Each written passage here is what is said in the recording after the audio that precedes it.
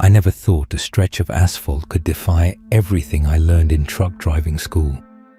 But then again, I never believed in ghosts or, God help me, alternate dimensions either. My name's Rick Rig Mallory, long-haul driver for Eagle Freight Lines. I've logged over 1 million miles in my 18-wheeler, hauled every conceivable load from steel coils to live poultry. I've battled blizzards in Colorado, sandstorms in New Mexico, and monsoon rain in the south. Nothing in all those years prepared me for that highway. I first heard rumors about the place in a dusty truck stop off I-20. An old-timer named Loose Wheel swore he'd seen mile markers disappear and reappear. Vehicles vanish on the horizon only to pop back in his mirrors minutes later, engines stalling for no reason. "It's not a highway," he slurred, tapping his flask. "It's a trap." I laughed it off until I hit it myself 2 nights later. The stretch begins just after mile marker 129, 3 miles east of a nameless cattle ranch. No neon signs, no warm diner lights, just an unmarked road cutting through a forest so dense the trees blot out the moon.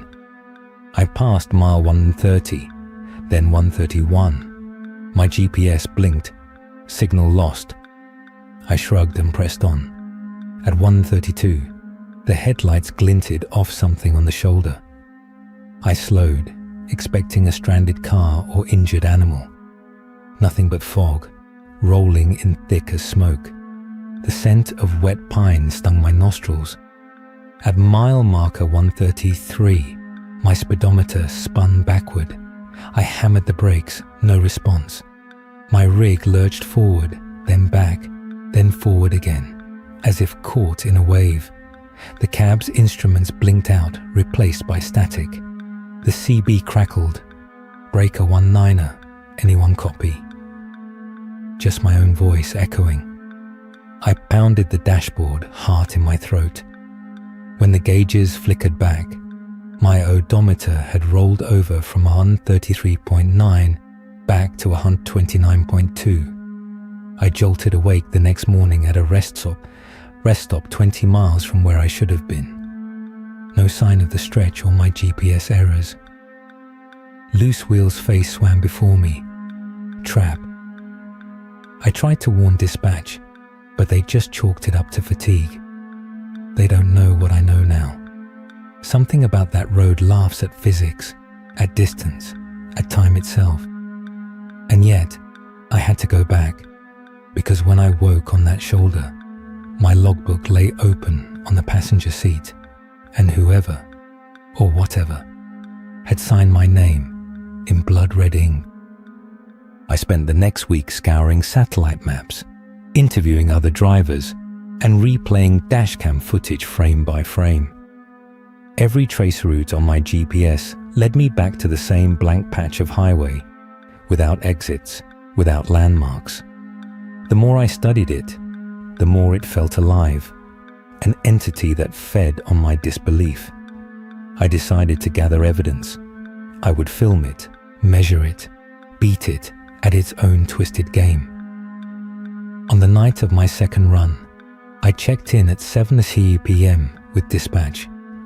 Clear skies, light traffic, perfect conditions. By 10:15 p.m., I hit the cattle ranch and swung east. The forest loomed. I clicked my GoPro on, mounted above the windshield. Under my breath, I said, "All right, you freak show, let's dance." As I passed mile marker 129, the cab lights flickered. I glanced at the GoPro. The timer paused at 00 OK, then resumed at double speed. 3 minutes until I hit 130, or so I thought. The sign never came. Instead, the trees arched over the road, their branches clawing at the rig like skeletal fingers. My breathing quickened. A dim shape darted across my path. Too large for a deer, too slow for a bear. I veered, tires screeched on loose gravel, and my trailer jackknifed. Miraculously, I regained control. My rig straightened, but the road ahead had changed. Where there should have been 2 lanes, it narrowed into a single track. The pavement cracked and crumbling. The GoPro blinked out. The viewfinder went dark. I fumbled to reset it. When it clicked back on, I was passing mile marker 129 again. Not possible, I muttered. I glanced at my watch. 3 minutes had passed. My fuel gauge showed I'd burned 2 gallons more than I should have. I patted the dash as though cajoling a skittish horse. This is gonna end badly. I pressed the accelerator. The engine roared, echoing in the dense silence. Trees flew by in a blur, except they didn't. Every trunk looked identical. Every knot in the wood mirrored the last. My eyes felt like they'd dissolve if I stared too long. The radio crackled to life, not with static, but with a distorted voice. "Where are you going, Rick?" I yanked off my headset. "Who is this?" My voice quivered. The only reply was a low mechanical laugh. Then, "I've been waiting." I stomped the brake. The rig skidded, throwing me forward. When I looked up, I saw headlights in the fog behind me. A semi, identical to mine, barreling toward me with no lights on the trailer. The engine note was an octave lower, deeper, like the growl of a predator. I floored it, weaving, but the phantom rig matched every move. I looked in the passenger mirror. There, painted on its door, was my own company logo, Eagle Freight, in reverse. Panic seized me. I reached for the CB mic.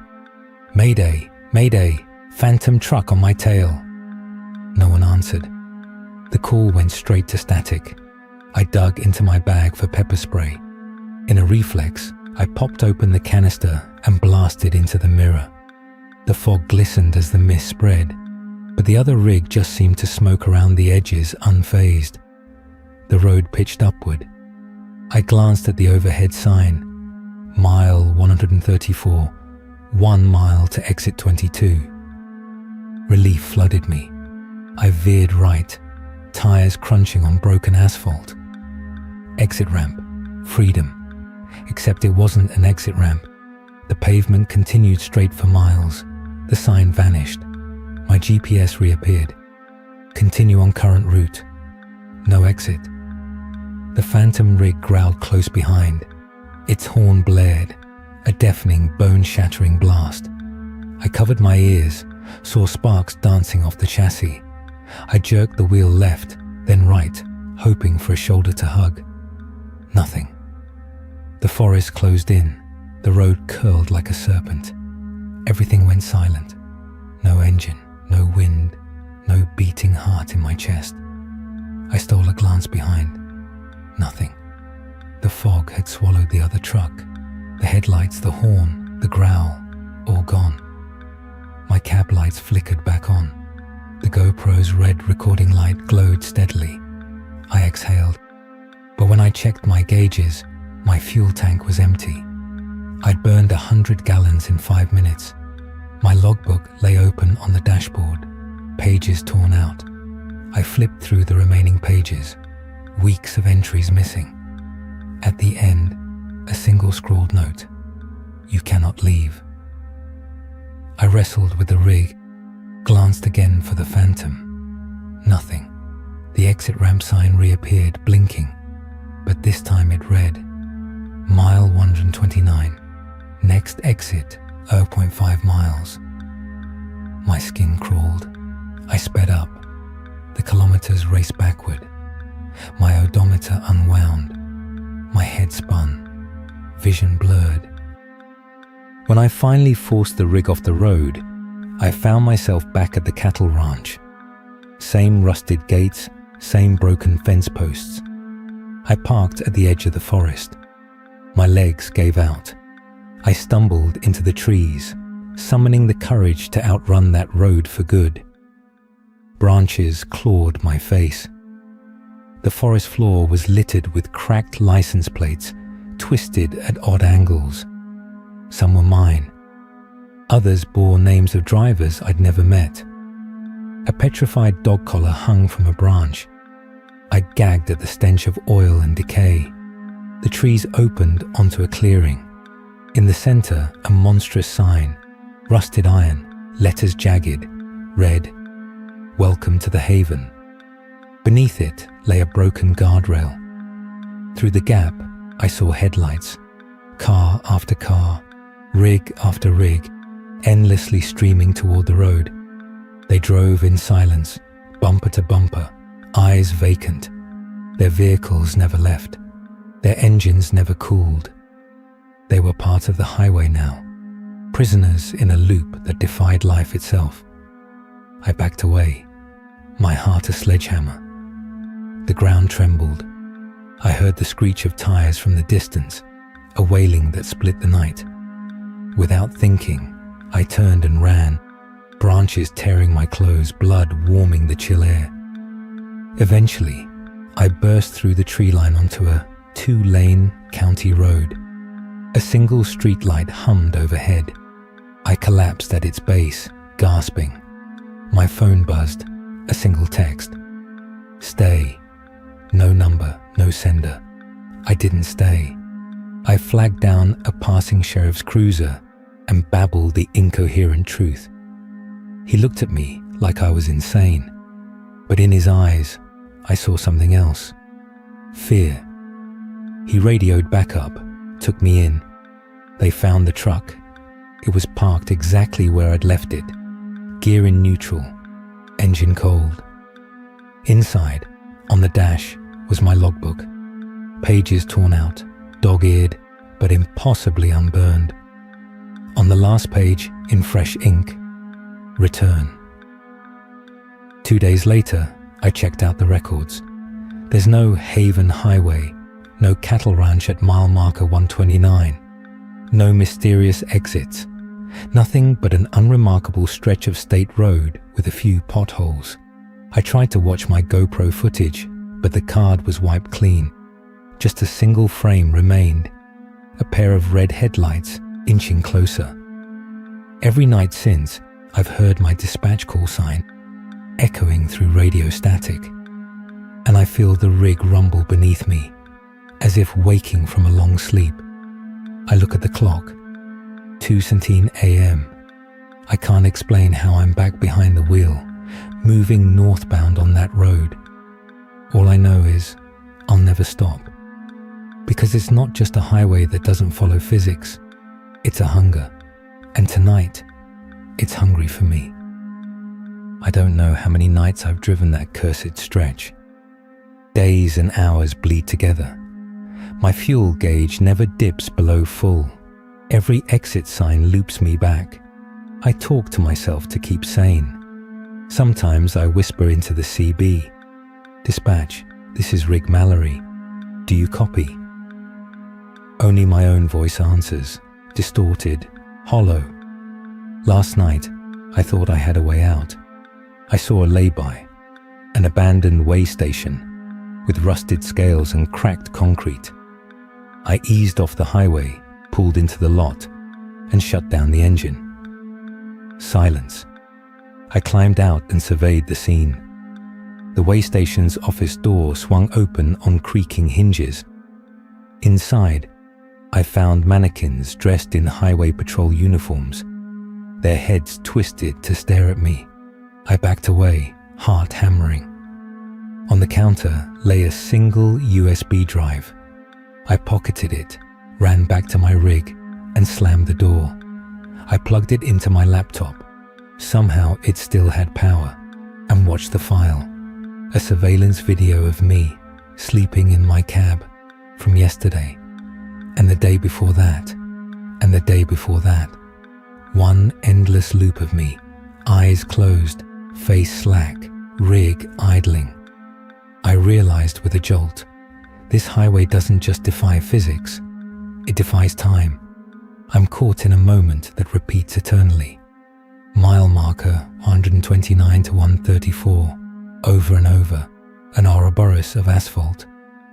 I tried to exit the loop, but there is no exit. Not really.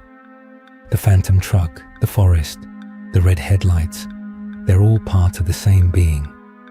The road itself. I scrubbed the USB drive clean and prepared one last run. I strapped in, cameras rolling, engine humming. I tapped my horn twice. My signal, I'm still here, still fighting. I hit the throttle. As I crossed mile marker 134, everything shimmered. The forest dissolved into a white void. The rig floated, weightless, as if gravity lost its grip. The cab lights pulsed. The red headlights appeared ahead, slower now, deliberate. I pressed my foot down. The rig surged forward, tires spinning in midair. Time stretched. I felt myself unspool, memories unraveling back to the first mile marker. I braced for impact, certain this was the end. Instead, I found myself standing at the edge of a cliff, the highway behind me. My rig was gone. The wind howled, carrying distant echoes of horns and radio static. In my hand was the USB drive blinking. Below, a canyon stretched into darkness. Across the void, I saw the phantom rig, headlights silent, waiting. Next to it stood Loose Wheel, smiling. His flask glinted. He tipped his hat and said, "Welcome back, rig. You passed the test." I screamed, stumbled backward, but there was nowhere to run. The ground crumbled. I plummeted into the void. Now I drive. I have no body, only a rig. Headlights red, rubber smoking on endless asphalt. Loose Wheel's voice crackles through the CB. "All right, kid, your shift starts now." And somehow, I do. I keep the engine running, mile after mile, forever hauling souls down that highway that doesn't follow physics, because it's not the highway that's broken. It's me.